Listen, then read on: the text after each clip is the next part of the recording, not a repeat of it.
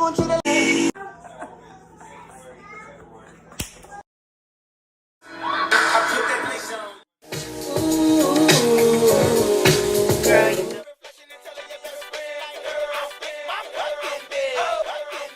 Hey guys, so I wanted to come on and do a quick extended video for the short that I did on how to make your grits creamy.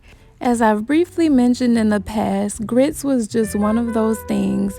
It just took me a while to perfect it or really get it to my liking.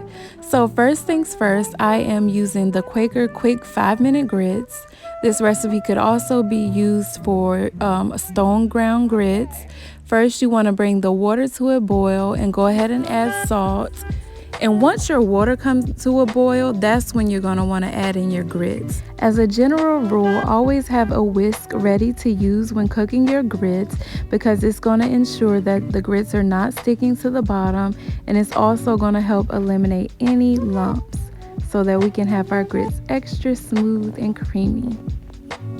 Once you've given your grits a good stir, you're going to go ahead and add in your butter, then give it another whisk. And what we're going to do is we're going to reduce the heat down to about a simmer, and we're going to cover it with our top and let it cook for a while. No matter what else I'm serving with the grits, I always go ahead and put on my pot of grits first because I like for them to cook down as long as possible. That way we get them as tender and as smooth and creamy as they can be. So I'm just whisking it periodically. So yeah, unlike rice, you're going to want to stir your grits every so often, then replace it with the top and let it continue to cook. So I would say maybe about 10 minutes or so into cooking is where I'm at now. I'm just whisking it.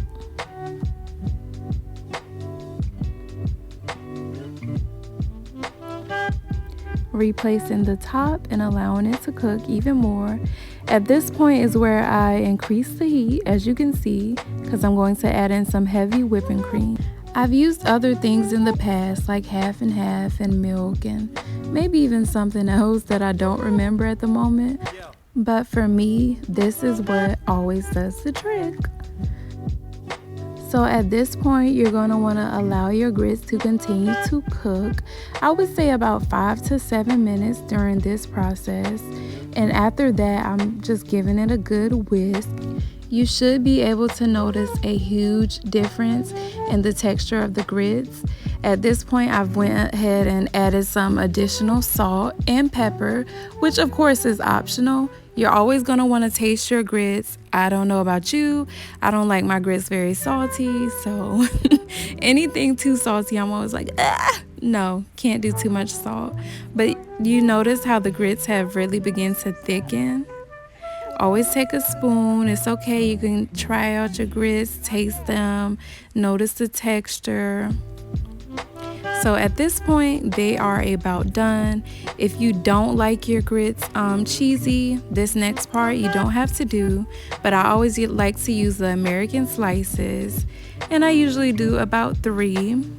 I am making 3 servings of grits, so 3 slices of cheese. From there, I add in some additional heavy whipping cream. I don't know why, but I like to replace it with the top and let the cheese melt and all of that stuff before I give it a stir. See what I mean? Looking good. I can taste this, y'all. I can definitely taste it. Whisk it, girl. Whisk it good. So look at the texture of the grits. Notice how smooth they are, how creamy. And I don't know, some people apparently like their grits like more gritty, which is absolutely fine. You know, get in where you fit in. So at this point, you can go ahead and reduce it all the way back down to a simmer.